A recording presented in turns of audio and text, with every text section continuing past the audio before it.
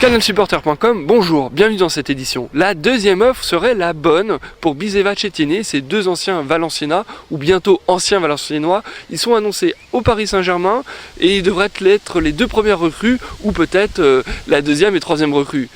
Bonne au Paris Saint-Germain, c'est quasiment fait, on vous en parlait il y a encore quelques semaines, il devrait s'engager pour à peu près 4 ans, c'est encore en cours de négociation, et on parle de 3,5 millions d'euros pour justement le libérer du contrat lyonnais. Je dirais, c'est plutôt une bonne nouvelle pour ce joueur qui a envie de jouer dans le club de son cœur.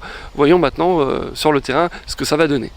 Enfin, la quatrième recrue du Paris Saint-Germain pourrait être Yohan Cabaye. En effet, ce joueur qui a une clause libératoire de 7,5 millions d'euros, évidemment bien plus élevé que les trois premiers qu'on vient de citer précédemment, mais en revanche, ça serait très intéressant pour le Paris Saint-Germain puisque les deux parties sont en tout cas très attirées l'une vers l'autre.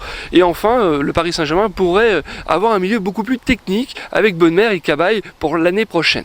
Vlout Erding a déclaré dans Direct Sport que le Paris Saint-Germain allait mettre le paquet pour le recrutement de l'année prochaine. Et oui, effectivement, on a déjà à peu près 3 à 4 recrues qui devraient s'engager très rapidement. Nous attendons maintenant les prochaines recrues, j'irai pour faire la différence l'année prochaine. En tout cas, nous enquêterons et vous donnerons les scoops le plus rapidement possible. Mateja Kezman attend de rencontrer les dirigeants parisiens pour voir ce qu'il va faire l'année prochaine. Ce joueur aimerait en tout cas rester en Europe, mais pour son énorme salaire, la solution serait certainement le golf. Le Paris Saint-Germain a fini à la 13e place au classement du championnat de France, mais malgré tout remonte à la 6e place des droits télévisés. Et oui, grâce à son exposition médiatique, il a pu glaner 7 places, et pas les moindres. Ça lui fait un montant de 29,5 millions d'euros contre près de 34 millions d'euros l'année dernière, donc une baisse de 5 millions d'euros. À titre de comparaison, l'OM, champion, lui, touche 50,8 millions d'euros.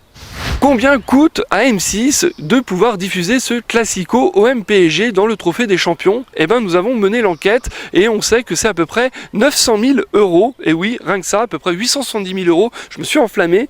Et ce qui vaudrait pour 3 ans. Donc, ça fait à peu près le match à 290 000 euros. À titre de comparaison, Orange ou Canal+ paye 3 millions d'euros pour diffuser une grande affiche. Donc voilà, c'est à peu près 10% que M6 va s'offrir un classico avant l'heure. Le Paris Saint-Germain va affronter Montpellier en finale du Challenge Cup, l'équivalent de la Coupe de France pour les féminines. Et oui, le match aura lieu à Évry. Venez nombreux encourager l'équipe féminine du Paris Saint-Germain. Antoine Camboiré veut donner une bonne image du foot français et pourquoi pas recruter des joueurs américains, évidemment s'ils sont bons. Est-ce qu'on aura des joueurs américains dans le prochain mercato estival? Réponse très rapidement. À bientôt.